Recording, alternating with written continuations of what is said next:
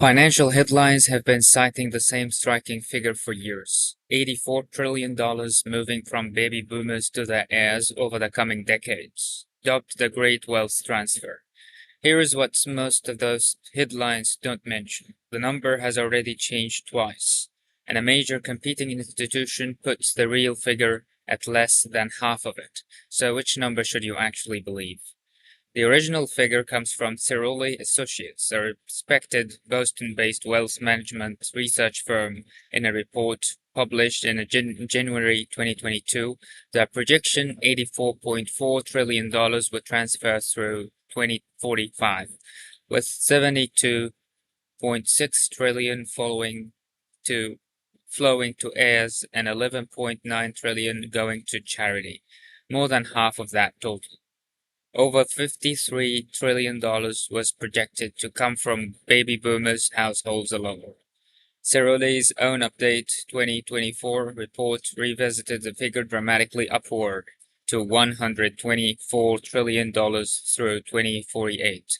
Three distinct factors drove that jump, and understanding them tells you more than the headline number itself. First, the basic inflation adjustment, the original $84 trillion stated in 2020 dollars, becomes roughly $100 trillion once restated in 2023 terms. Second, genuine asset price growth. Equities grew 27% and real estate surged 39% between 2020 and 2023, pushing total U.S. household wealth from $108 trillion to $154 trillion in just 3 years. Third, wealth concentration itself increased. Households worth over $10 million, representing roughly 3 million households, or the top of 2% of Americans, grew their share of total national wealth from 40% in 2020 to 44% by 2023. Here is what the story gets genuinely more interesting than a simple upward revision. Visa's competing analysis focused specifically on baby boomer transfers over the next 20 years, arrives at a dramatically lower figure. Their methodology subtracts $16 trillion for boomers' owned retirement spending, accounting for the fact that people are living longer and spending down their assets more than previous generations did, and a further $8 trillion for charity and taxes. The resulting transferable estimate closer to $36 trillion. Same underlying wealth, fundamentally different assumptions about how much of it actually survives to be inherited.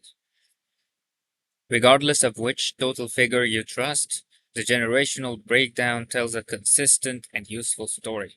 Cerulli's analysis projects millennials will inherit the most of any single generation over the coming 25 years, an estimated $46 trillion in total. But over just the next 10 years specifically, Generation X stands to inherit considerably more than millennials, $14 trillion compared to $18 trillion, simply because Gen X own parents are, on average, further along in the transfer timeline right now.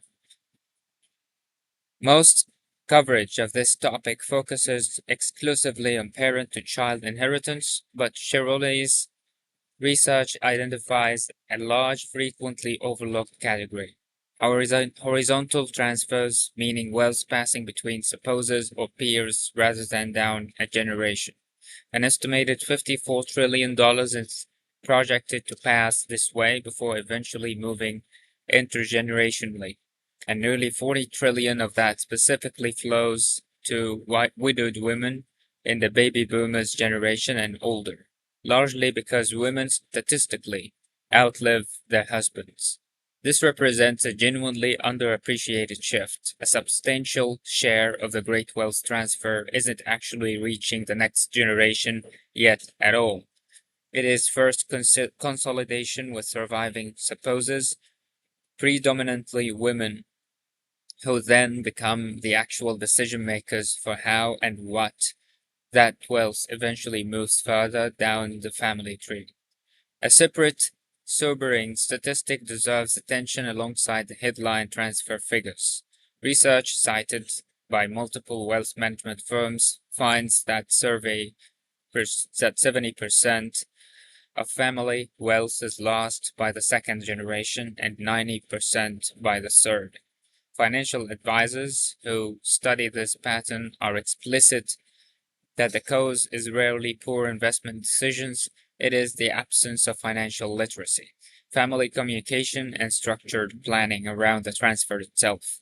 This matters enormously for how anyone should interpret the $1 trillion headline figures. The money moving is real, but historically, a large share of it hasn't stayed within families for more than one additional generation, regardless of how large the initial transfer was. It is worth being direct about something the $1 trillion headline obscure. This transfer is dramatically concentrated. Cerulli's own data shows that high net worth and ultra high net worth households together just 1.5% of all US households account for over 40% of the entire transfer volume. For the substantial majority of younger Americans, the great wealth transfer as a personal financial event will be modest or non-existent, regardless of how large the aggregate number sounds in a headline treating a macro statistic as a personal retirement plan is precisely the kind of category errors that leads to poor individual financial decisions. Three respected institutions using three defensible methodologies arrived at figures ranging from $636 trillion to $124 trillion, a more than threefold spread for a description of the exact same underlying phenomenon. That's not evidence any of them are wrong. It is a reminder that even the most confidentially cited economic statistics are built on assumptions, and the honest response to any headline number this large is to ask immediately what exactly is being measured and what was left out. Thank you so much for your presence, and I'm really looking forward to your feedback, reflections, questions if you have any. Do engage proactively in a discussion.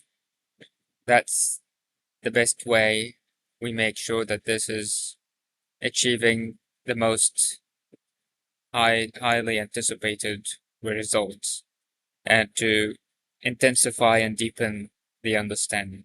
Thanks once again for your presence.